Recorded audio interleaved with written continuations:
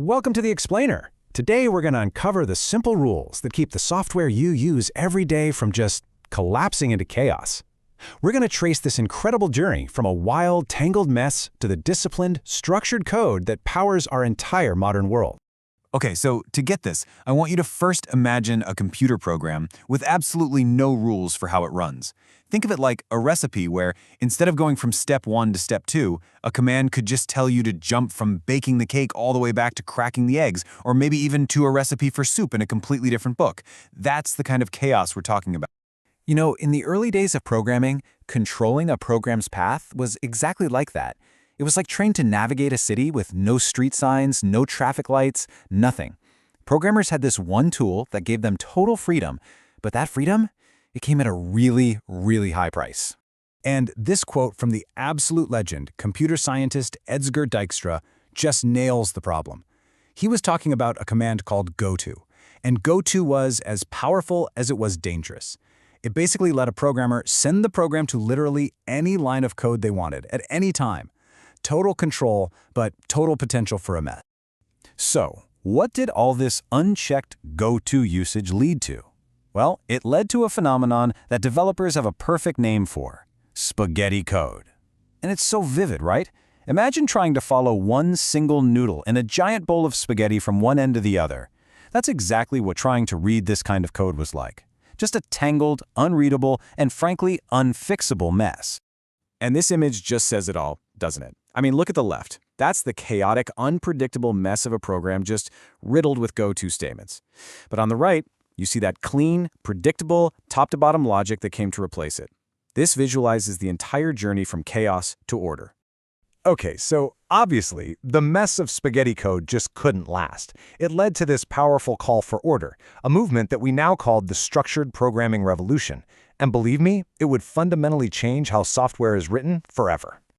Now, this revolution didn't just happen overnight. As you can see here, it started way back in the late 1950s with new languages that introduced the idea of code blocks. Then, in 1966, you get the critical theoretical proof. And finally, in '68, Dijkstra's famous letter really just hammered the point home, making the problem impossible for anyone to ignore. The solution that emerged was, well, it was just so elegant. It was called the structured program theorem.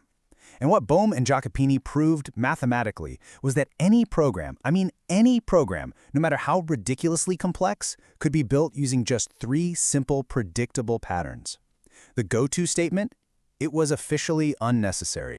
And these were the 3 pillars, the only tools you needed. First, sequence, just doing things in order. Simple enough. Second, selection, making a choice between A or B. And third, iteration, repeating something. That's it. This simple little toolkit could build anything you could imagine, but without any of the chaos.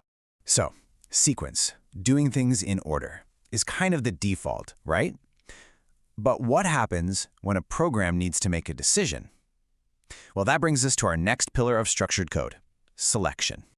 Selection is basically a fork in the road for your code. It works using this simple if-then-else idea. If some condition is true, the program zips down one path. If it's false, it goes down the other. It's a clean, controlled way to branch, with absolutely no wild, unpredictable jumps allowed. And the engine driving all these decisions? It's something called Boolean logic, named after George Boole. It's this simple but incredibly powerful idea that statements can be boiled down to one of 2 things, either true or false. And by combining conditions with operators like and, or, and not, a program can make some amazingly complex decisions. And what's really fascinating here is just how fundamental this stuff is. I mean, just look at this table. You can see that across totally different languages, from C++ to Python to JavaScript, these core ideas of and or are completely universal. The symbols might change a little, but the logic that powers everything from your social media feed to your banking app, it's exactly the same. All right, now for our third and final pillar of structured code, iteration. This is the disciplined, structured way to tell a computer to do something over and over and over again without getting stuck in some kind of infinite, out-of-control jump. A loop is a beautifully simple concept, really. It has a chunk of code, and it has a condition. As long as that condition stays true, the code in the loop will just keep on running. But this brings up a really important question. When exactly should the computer check that condition? And that question leads us to two main types of loops. First, there's the pretest loop, which you probably know as a while loop. Here, the condition gets checked right at the beginning, before anything runs. So if the sink is already empty, you don't even start washing the dishes. The code inside might not run at all. And then, on the flip side, you have the post-test loop, often called a do-while loop. This type runs the code inside the loop first, and only then does it bother to check the condition.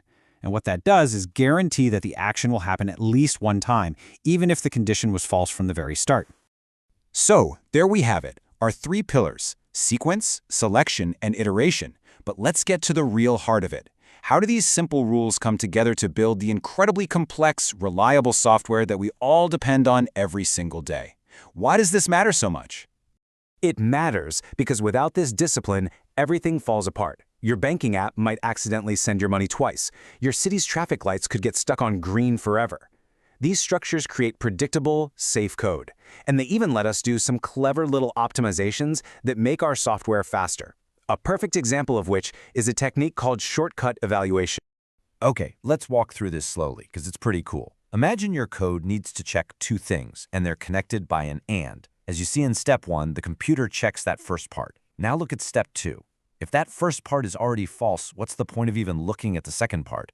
With an AND condition, if one part is false, the whole thing is false. So, step 3, the computer just smartly stops. It never even tries the second part. This isn't just about being a little faster. It can prevent critical errors. Like in this exact example, it avoids a program crash from trying to divide by 0. But the rules aren't totally rigid. For the sake of practicality and just writing clearer code, modern languages allow for some controlled escapes. Statements like break let you pop out of a loop early, and return can end a function before it gets to the very bottom. Now, these aren't chaotic go-to jumps. They are structured, predictable ways to handle certain situations cleanly. So, when you zoom out, this whole evolution, from the tangled mess of spaghetti code to the clean logic of structured programming, is what makes our modern digital world possible. It's the invisible discipline that lets millions of developers work together to build the massive, reliable software that, runs our lives. And all of this leaves us with a final, pretty provocative thought. For more than 50 years, these rules have been the absolute bedrock of programming. But now, as we're entering this new era of AI and neural networks, where code can literally learn and write itself, are these fundamental rules of structure going to endure? Or are we, right now, on the verge of a brand new revolution?